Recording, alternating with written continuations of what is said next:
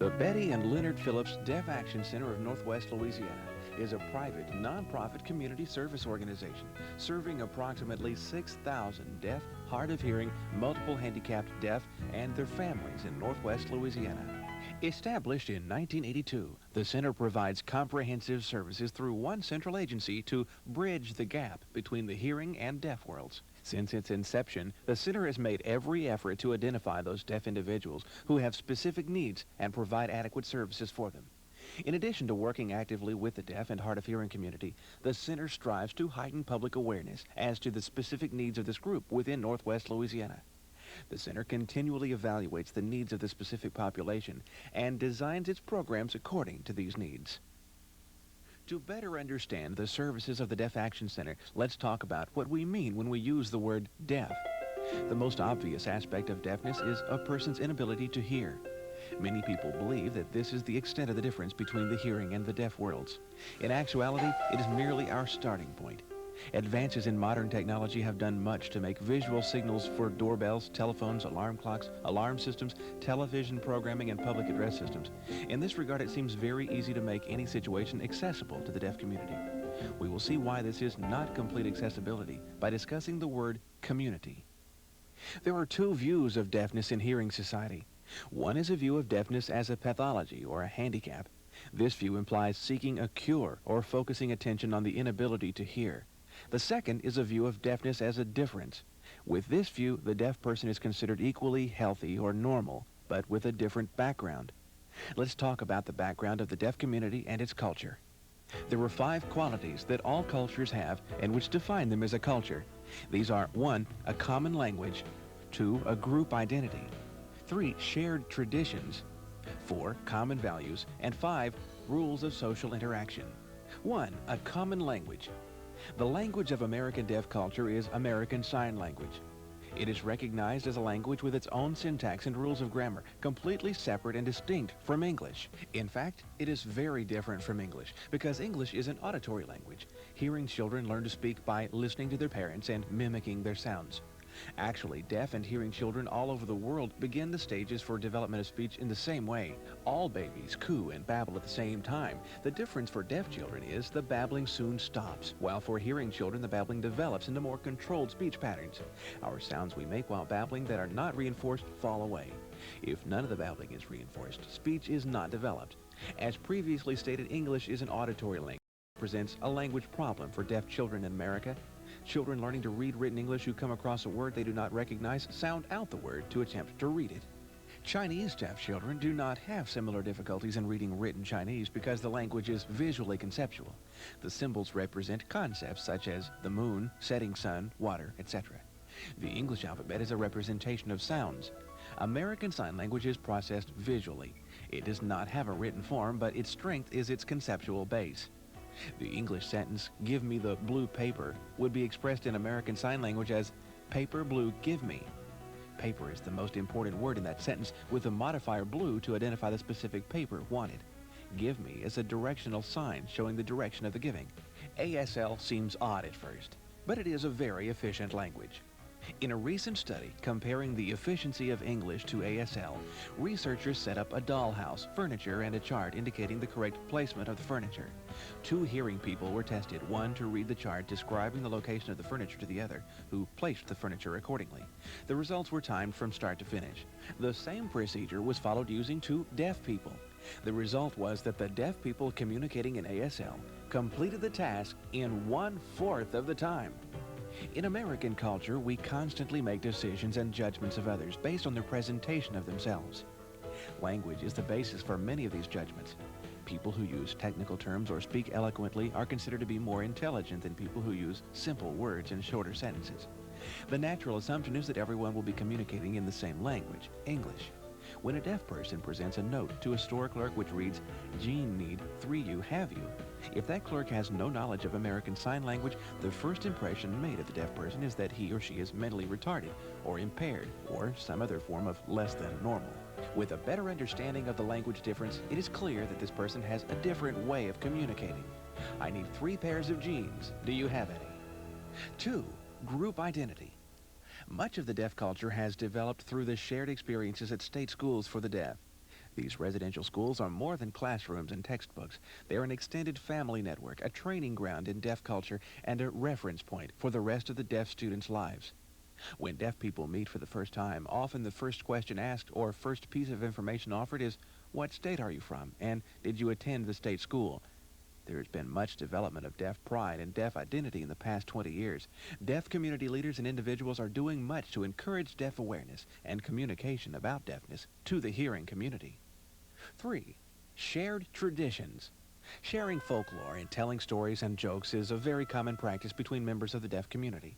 Many of these stories are learned at the state schools and vary only slightly from school to school. The telling of stories, no matter how many times, never gets old, and storytelling is a valued skill. It's been said that while hearing people greatly value their ears and mouths or voices, deaf people value their eyes and hands. Understanding this eyes and hands perspective will help in understanding the differences in social interaction, which we will discuss in a moment. Visual needs are very important to deaf individuals. Lighting is a primary consideration in any situation in which deaf people will be interacting. When communicating with a deaf or hard of hearing person, the hearing person should always be sure not to stand in front of a light source so that the deaf person is not looking into the light. Visual obstructions, such as tall centerpieces on tables or columns or partial walls in large meeting rooms, should be taken into consideration as well. Let's take a closer look at the assistive devices mentioned earlier. The first is a TDD, or telecommunications device for the deaf. The TDD works much like a computer modem in that it translates keystrokes into sounds which are sent over the phone lines and decoded on the other end by another TDD. Once a large and heavy machine, modern TDDs are very portable and with built-in batteries can be taken anywhere. Many airports and other public facilities are installing TDDs with their payphones to benefit deaf and hard of hearing consumers. Flashing systems are used for a variety of purposes. Doorbells, telephones, and even crying babies can be signaled by the flash of a light. The Deaf Action Center uses a panel of different colored lights to indicate the phone, doorbell, a weather warning, or a fire. Closed caption decoders are another major technological breakthrough for the deaf community. Most popular television programs and many home video releases are now closed captioned for the hearing impaired. The use of a closed caption decoder will cause the words which are hidden in the television signal to appear on the screen. Beginning in 1992, all new televisions will have built-in decoding capabilities. 5. Rules of social interaction. There are a few differences in social customs and rules of interaction that at first seem blunt or impolite to hearing people becoming acquainted with this culture. Deaf people get each other's attention in groups by waving, hitting the table, stomping a foot, flashing the overhead lights, or tapping the person's shoulder or leg. Deaf community members believe in telling it like it is without some of the social pleasantries of hearing culture. Often deaf people are misunderstood and believed to be rude or impolite. Actually, this is a difference in culture. American Sign Language uses pointing as a part of basic communication. Many hearing people, having been told "don't point," misunderstand this as well. When deaf people meet for the first time, introductions are very important and more detailed than in hearing culture. Introductions include the person's name, where they're from, whether they went to public school or a school for the deaf, who in their family is deaf, where they work, etc. A hearing person being introduced into a group of deaf people will be asked these questions in addition to where they learned sign language, who their deaf friends are, and where their deaf friends are. Because the members of the deaf community are spread out geographically and mixed into mainstream society, opportunities to be together and socialize are precious. Visits are long and animated. When the visit is drawing to a close, deaf people will begin their process of long goodbyes. This will begin in the room where the visiting has occurred, then all stand and talk and say goodbye for some time longer, then move into the next room talking and more goodbyes, eventually to the doorway with more stories and conversation, more goodbyes out to the car, more visiting and more goodbyes, and eventually actually leaving. Hugs are important at greeting and departure, and the deaf community members are generally close and supporting of each other. There is much respect for older members of the community as well. Perhaps this brief overview of deaf culture provides a clearer understanding of that gap between the deaf and hearing worlds that was mentioned earlier. The Betty and Leonard Phillips Deaf Action Center of Northwest Louisiana was established in 1982 after a visit by the National Theater of the Deaf to Shreveport. Ms. Sandy Callenberg was involved in the visit through her connection with the Shreveport Regional Arts Council. Ms. Callenberg and her parents, Betty and Leonard Phillips, and their family became interested in what services were available for the deaf residents in the area. Through their efforts, a professional in the field of deafness was hired and the Deaf Action Center was established. What was once run from a borrowed office in an oil company is now housed in a 4,550 square foot facility designed and equipped for the special communication needs of this population. The one staff member has grown to 5 full-time positions with part-time and volunteer services as well.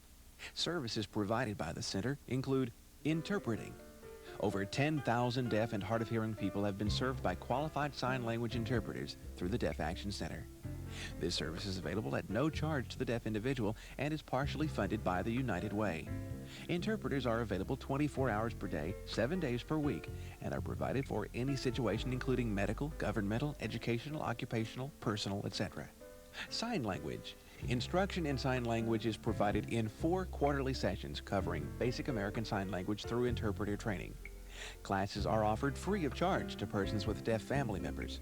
Proficiency tests are administered for quality assurance. This program is considered an excellent starting place for persons interested in the profession of interpreting. Newsletter. Definitely Speaking, the bi-monthly newsletter of the Deaf Action Center is circulated to more than 1,500 people. It provides information about deafness and activities at the Deaf Action Center, as well as other groups in the local deaf community. The Connection. The Deaf Action Center operates a 24-hour telephone message relay service. This service is used by persons who use a TDD, telecommunications device for the deaf, and wish to call someone who has no TD and vice versa. This service is free of charge. Information and referral.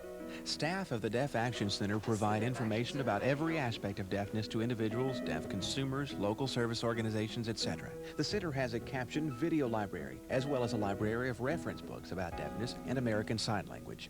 Case management. Confidential assistance is given to deaf persons in accessing other agencies and governmental services. More than 20,000 people have accessed the case management services of the Deaf Action Center since 1982. COPE. Communication, Our Primary Endeavor, is a support group for people who have lost their hearing later in life. Classes are held once each week for 8 weeks. Communication techniques, stress management, and peer support are offered through this service. The Sign Company, a theatrical troupe which combines sign language, theater, and music and consists of deaf and hearing artists, performs annually and at special request. The annual performance benefits the Deaf Action Center. Deaf Senior Citizens Club. This group consists of deaf adults 55 years of age or older and meets twice monthly for crafts, field trips, and a hot lunch. VIP, Vocational Instruction and Preparedness Program, offers individual training in job skills for deaf adults.